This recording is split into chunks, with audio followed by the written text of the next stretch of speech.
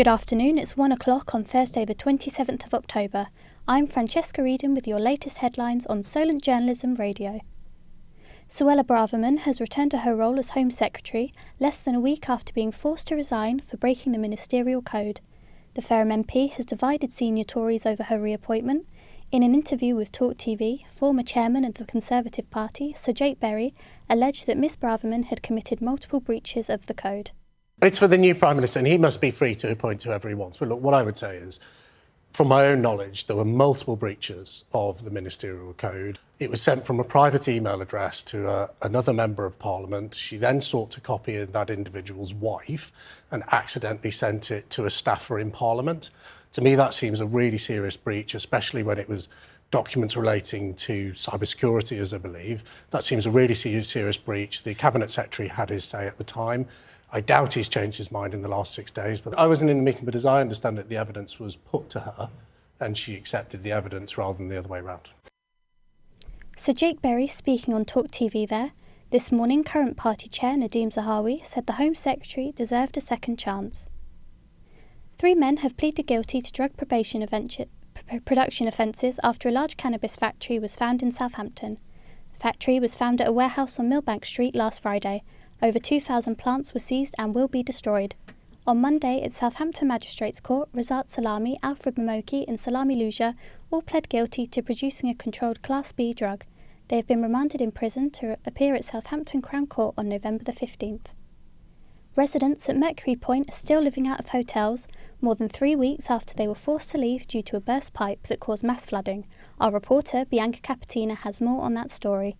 After Mercury Point student accommodation got flooded on the 1st of October, over 200 students were forced to move to hotels until the situation was sorted out.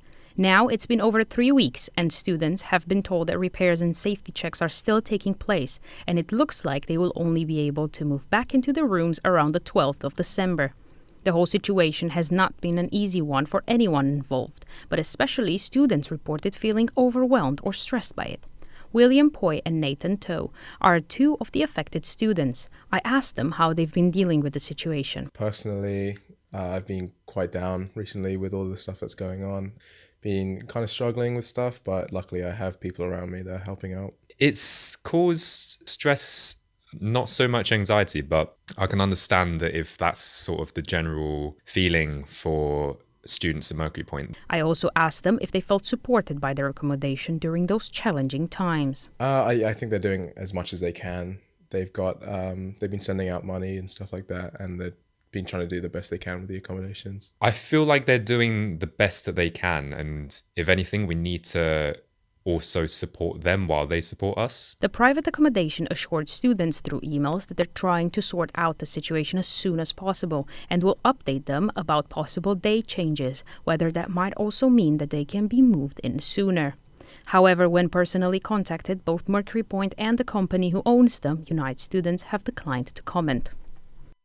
Southampton City Council has completed work to prevent coastal erosion on Western Shore. Southampton's only beach has had an 140-metre length of rock barrier installed to create a stable structure and protect the coastline for the next 50 years. Oktoberfest has returned to Southampton for its 5th year. The annual event is the biggest on the south coast and tickets are still available for those wishing to attend. Our reporter Phoebe Butler has the story. Oktoberfest is returning to Southampton for its 5th year. The event will span 2 days, Friday the 28th to Saturday the 29th. A large selection of drinks will be served there alongside authentic Bavarian food, including bratwurst, currywurst and a range of vegan options. There will also be live entertainment. Organisers are expecting tickets to sell out as they have in previous years, so they are recommending people buy their tickets quickly. Also, the event will be cashless, so those going should come prepared. Phoebe Butler for Solent Journalism. This October half-term, you can watch a free digital fireworks show down at Southampton Esplanade. Twice a night at 6:30 and 8 o'clock, the Esplanade will host an immersive light show set to the sounds from The Greatest Showman that people of all ages can enjoy. Sport Now and Southampton hope to extend their 3-game unbeaten run when they travel to Crystal Palace on Saturday. A win could see Saints move up the table from 16th and be above their London rivals. And finally, Sholing Valley celebrated Apple Day last weekend, where visitors could help press apples into apple juice. and take home what they make. The community event is hosted at the area's nature reserve. You can see a full report on the day on our TV bulletin at 3. That's all from us for now. You can find all our stories and more at solentjournalism.co.uk.